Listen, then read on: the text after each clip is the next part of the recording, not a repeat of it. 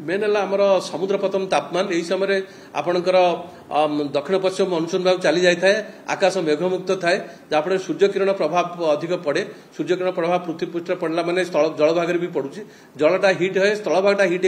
से स्थलभाग हिटा भी जलभाग को ट्रांसफर है यही समय आपन से मेन क्राइटेरिया सपोर्ट करुच्ची आउ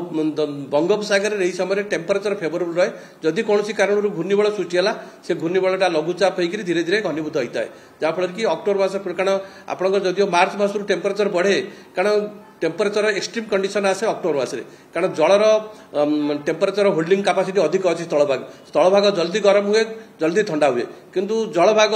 गरम होगा अधिक समय निए और ठंडा होगा अधिक तापर तार एक्सट्रीम हिट कंडीशन अक्टोबर मास थाए जलवायु परिवर्तन फल हिटा प्रभाव कर कारण साइक्लोन गोटे सिस्टम तार सेंट्रल लोकेशन अधिक टेम्परेचर रहा दरकार तार सराउंडिंग टेम्परेचर कम थी दरकार जदि सराउंडिंग टेम्परेचर अधिक है साइक्लोन माने लघुचापटा घनीभूत हो पार माने साइक्लोन सहित जीवनी से साइक्लोन तार स्पेशल क्यारेक्टरिस्टिक किंतु एबे टेक्नोलोजी डेभलप करिगलानी जहाँफल कि सैटेलाइट माध्यम तार सेंट्रल लोकेशन डाटा जानी हो कारण आम आगे आम जो ट्रेडिशनल फोरकास्ट था मैक्सिमम 2 days पर्यंत फोरकास्ट करूँ एवं से टेक्नोलोजी डेभलप है हाई स्पीड कंप्यूटर आवेलेबल होगा फल नेक्स्ट 10 days 20 days पर्यंत फोरकास्ट जदिव आफ्टर 3 days फोरकास्ट एक्यूरेसी कमुची किंतु रेफरेन्स मिल जाऊँगी 10 days भितर जमी आम कहीपरु ये डेट हम कि एत एक्यूरेट नहीं पुणी समय जो पाखापाखि हम से अनुसार तार एक्यूरेसी परसेंटेज बढ़